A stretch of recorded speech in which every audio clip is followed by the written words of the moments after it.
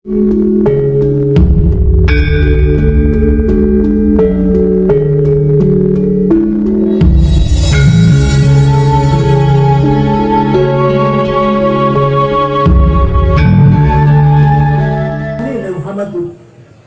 pernah takut,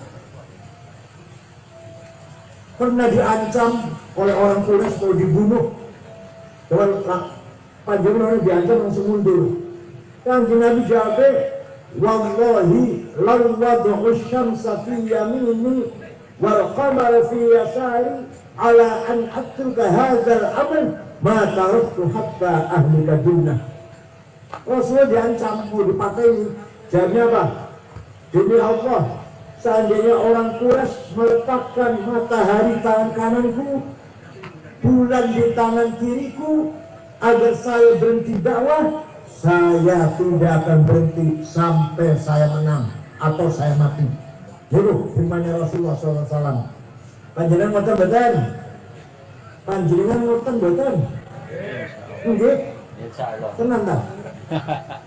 Kanjeng Nabi diancam mau dipakai itu, mau dipenjara.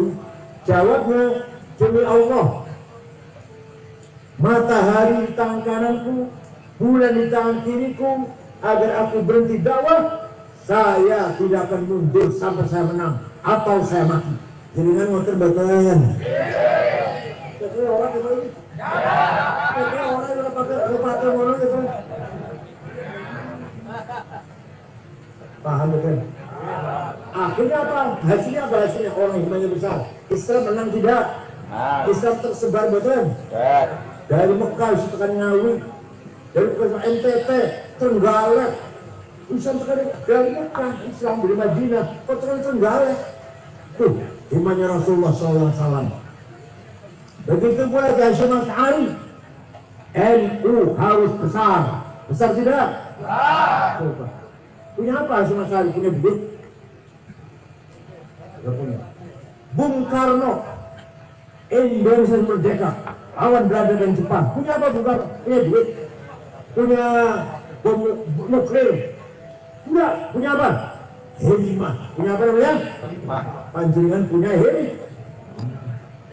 Wala tahinu wala tahzanu wa antumul a'launa in kuntum mu'minin. Quran ini, kalau betul-betul kamu orang beriman, tidak boleh kalah, tidak boleh rendah, harus menang. Siap?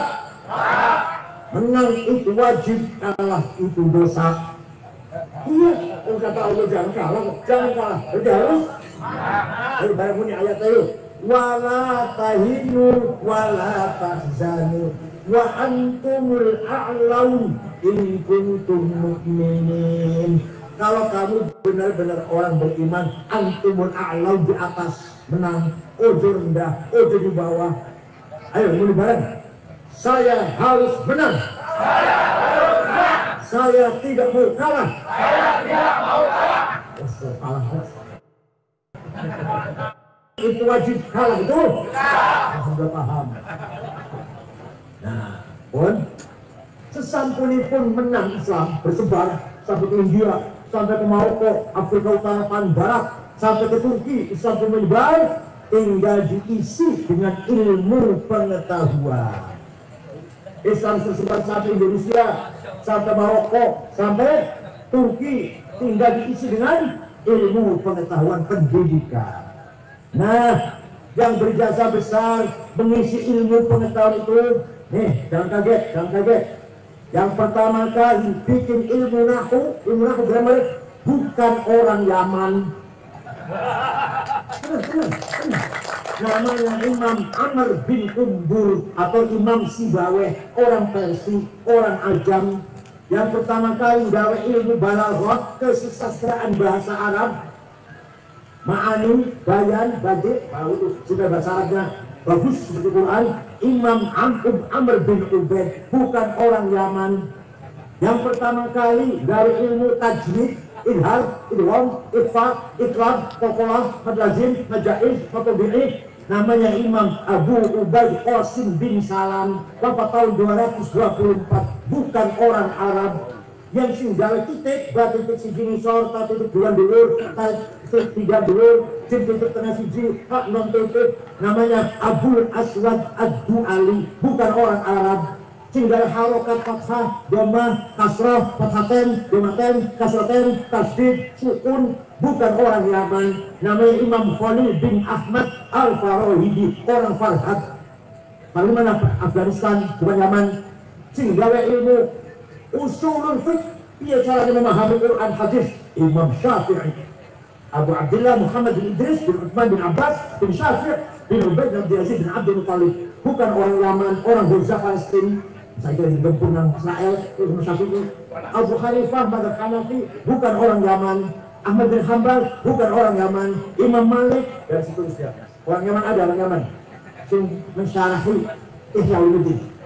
Ittihad Sadah itu orang Yaman itu. Orang Yaman. Tapi kebanyakan ulama bukan orang Yaman. Imam Ghazali, ahli fiqh, ahli ilmu kalam, teologi, ahli filsafat, tasawuf sufi besar, tokoh sufi besar, Al-Ghazali, karangannya Al-Wajiz, Al-Wasit, Al-Basit, Al-Qisar, Jami' Awam, Al-Arba'in, Al-Mankhul, Al-Qiyas, Al-Mustasfa, Maqasid al-Falasifah, Dafatul Falasifah, Minhajul Abidin, Adabud Dunya Waddin, puncaknya Ihya Ulumuddin, bukan orang Yaman, orang kota Quds, provinsi Khorasan, orang penjara Pingali kuburannya ke Khorasan Iran. Masya Allah. Ayo sekali masuk aja saya takut. Ulama itu orang ajam, ya ada yang bukan ajam sedikit, ada. Rata-rata orang ajam. Yang pertama kali dari ilmu kalam, sifatnya Allah, menolong dulu, wajib, semua saya puluh dari ilmu kalam namanya Wasil bin Atha, bukan orang Yaman. Paham? Ya. Oleh karena itu, sekarang tinggal ulama Jawa. Ulama Jawa. Orang yang menyatukan dua tarekat. Tarekat Abdul Qadir Al-Jailani Qadiriyah disatukan dengan tarekat Ahmad Bahak Naqsyabandiyah. Tidak bisa satu. Dua tarekat jadi namanya siapa? Syekh Ahmad Khotib Sambas Kalimantan Barat. Kalimantan Barat orang Sambas, tapi di Mekah, wafat di Mekah. Kita ada namanya Fathul Arifin. Orang mana itu? Sambas. Orang yang telaten ngajari fikih, Safinah, Syarah Sulam, Tiga Daroli, Yahyatul Zain, Tafsir Munir, Syekh atau Kiai Muhammad Nawawi bin Umar Al-Banfani, kakeknya Ki Ma'ruf Amin, kakeknya Wapres. Orang mana itu? Ada Syekh Mahfud Termas. Syekh Mahfud Termas ke Mekah, pulang ngarang kitab namanya Manhaj Darun Nadhar, ilmu mustalah hadis. Sampai saiki, sampai sekarang kitabnya dipakai di Al-Azhar Mesir, menjadi kitab pokok di Al-Azhar Mesir. Bukan orang Yaman. Orang mana? Ada lagi Syekh Abdus Somad Palembang, orang Palembang, juga ulama besar di Mekah ngajar. Syekh Yasin Padang baru wafat tahun 90, karangannya Syarah Abi Dawud 20 jilid, Tafsirul Usul, Riwayatul Usul, Ahkamul Quran 2 jilid, dan banyak sekali karya sulit juga banyak. Yang besar Syarah Abu Dawud yang paling besar. Orang Padang. Orang mana? Bukan orang. Kalau memberikan jawab, singarang ilmu mustalah hadis, metode menseleksi hadis, ini sahih, ini hasan, ini dhaif, sahih sampai papat, antara guru dan murid ketemu, gurunya hafalan, orang tahu lali, teman-teman gurunya kelakuan lempeng, orang tahu naum sendiri masjid, mas kawan, adil, harus sahih, kurang satu hasan, kurang dua dhaif, makhluk, munqati, mursal, mu'allal. Yang pertama kali ngarang metode macam itu namanya Syihabuddin Romahurmuzi, bukan orang Romahurmuzi. Yang punya tafsir 32 jilid namanya tafsir Al-Mafatihul Ghaib. Saya baca setiap malam Jumat dan malam Senin, YouTube ada di YouTube, saya baca itu tafsir paling angel. Namanya Muhammad bin Umar Fakhrul Razi dari kota Rai. Masih Rai, kota Rai di Tahran, kan di Tahran di Iran, bukan orang. Yang pertama kali baru tafsir sempurna sahabat Ibnu Abbas dalam tafsir, tapi belum sempurna, hanya 2 jilid. Yang pertama kali ulama dalam tafsir sempurna 10 jilid, Imam Ja'far ibn Jarir At-Tabari, orang Tabaristan, orang.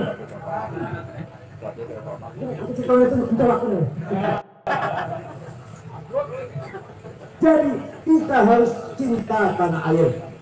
Kita harus bangga dengan tanah air Indonesia dan bangga dengan para ulama kita. Nih, satu-satunya ulama di dunia yang punya jargon hubbul watan minal iman hanya Hasyim Asy'ari. Kita lihat ceritanya. Dalam beberapa cerita saja. Negara Arab dijajah. Mesir, Sudan, Irak, jajah Inggris. Suriah, Lebanon, Aljazair, jajah Prancis. Libya, jajah Italia. Jajah kabeh. Khalifah Turki, Khalifah Ottoman, waktu itu khalifah. La haula wala quwata, enggak bisa ngelawan. Sampai Khalifah Turki bubar. Sistem khilafah bubar tahun 1924. 1940. Khalifah Turki hilang, sistem khilafah hilang. Khalifah terakhir Abdul Majid dibuang ke Jerman. Yang membubarkan sistem khalifah namanya Mustafa Kamal Atatürk.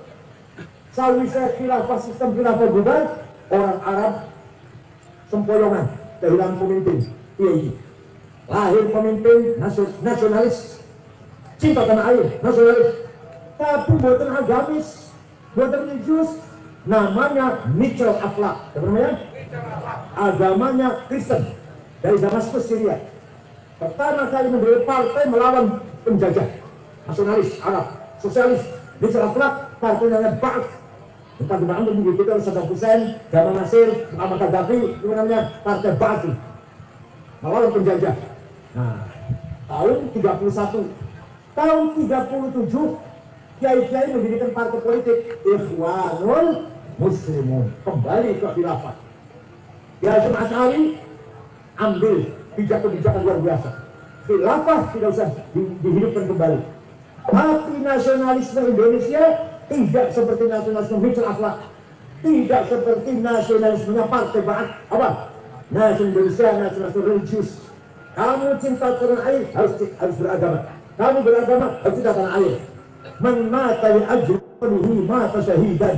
Barang siapa mati demi tanah airnya mati syahid. Kalau bukan bela agama, bela tanah air mati syahid. Kalau bukan bela agama. Hasyim Asy'ari itu fatwanya. Wa man khana li watanihi halal damuh. Dan siapa berkhianat kepada tanah airnya, kaum Islam kok dari angkatnya Belanda, angkatnya Jepang, halal darahnya, bunuh. Tapi betul kafir, Hasyim Asy'ari betul nanti ke wong. Gak kafir enggak, tapi bunuh, pengkhianat tuh. Dan siapa dari angkatnya Belanda, paham kan? Jadi Hasyim Asy'ari mencetuskan nasionalisme beda dengan nasionalisme Mitchell Akhlaq. Kalau Mitchell Akhlaq, nasionalis sekuler. Begitu pula Ikhwan Muslimun, partai ingin membalikan sistem khilafah. Kalau NU tidak, nasionalisme kita terima, tapi nasionalisme yang religius beragama. Tidak bisa dipisahkan antara agama dengan nasionalisme. Paham betul? Itulah resolusi Jihad Hasyim Asy'ari tanggal 22 Oktober yang saya perjuangkan menjadi Hari Santri Nasional. Saya menjadi ketua PBNU 10 tahun, 11 tahun. Alhamdulillah melahirkan Hari Santri, melahirkan undang-undang pesantren. Sudah tamatan pesantren, kedua tamatan SMA, kedua tamatan S1, S2, diakui sebagai mainstream pendidikan. Dan alhamdulillah saya 10 tahun, 11 tahun mendirikan Universitas NU 43. Sumatera Utara, Sumatera Barat, Lampung, Jakarta, Cirebon, Kebumen, Cilacap, Jepara, Tegal, Sidoarjo, Surabaya, Blitar, Jogja, NTB, Halmahera, Gorontalo, Kalbar, Kalsel, Kaltim. Sekarang ada Universitas Ulama. Alhamdulillah tinggalnya. Bukan saya sendirian, bukan seluruh pengurus PB selama 11 tahun. Kebetulan waktu itu ketuanya saya kebetulan. Gimana? Orang tinggalannya, orang lokasinya. Sekarang saya udah bodolan. Itu demi apa? Demi mengangkat nama baik Nahdlatul, satu-satunya organisasi yang nasionalis religius. Yang lain hanya agama, tapi tidak nasionalis. Yang nasionalis tidak beragama, tidak memperjuangkan agama, tidak memperjuangkan agama, hanya nasionalis mamon. Kalau ini enggak, Hasyim Asy'ari ulama. Kiai nasionalis, pahlawan nasional. Wahid Hasyim, ulama, hafal Quran, nasionalis, pahlawan nasional. Gus Dur, ulama, ketua PBNU, kiai, nasionalis. Kiai Wahab, ulama, ngajar santri, buang santri, kiai, nasionalis, pahlawan nasional. Kiai Zainal Arifin itu dari Sumatera Utara, pemimpin pengurus NU waktu itu, pahlawan nasional. Menjadi wakil perdana menteri waktu zaman Soekarno. Kiai Zainal Arifin, ulama, nasionalis, pahlawan nasional. Paham betul. Kiai Zainul Mustafa, Singaparna, Tasikmalaya, dipenggal kepalanya oleh Jepang. Singaparna. Kiai Hamid Rusdi, Malang, kami nama apa? Nama jalan, nama pasar, nama terminal, walaupun belum pahlawan nasional, dibunuh oleh Jepang. Kiai itu, Kiai Ilyas Lumajang, dibunuh oleh Jepang. Kiai Hasyim Asy'ari dipenjara oleh Jepang sebulan sampai tangannya apa? Jempel ya, tangan jempel. Ditemani oleh santri dari Cirebon, bukan dari Ngawi bukan, dari Cirebon. Namanya Kang Solihin, namanya yang menemani penjara. Kang Solihin sampai mukanya remuk lah, tempelengin. Kiai Mahfud Siddiq, Jember, juga tempelengin Jepang, mukanya sampai berdarah-darah. Kiai Mahfud Siddiq kita itu. Saya cari mana pahlawan orang Yaman gak ada. Coba saya bilang, Tengku Umar, karena di Ponorogo, kan Jawa kabeh, orang Yaman malah.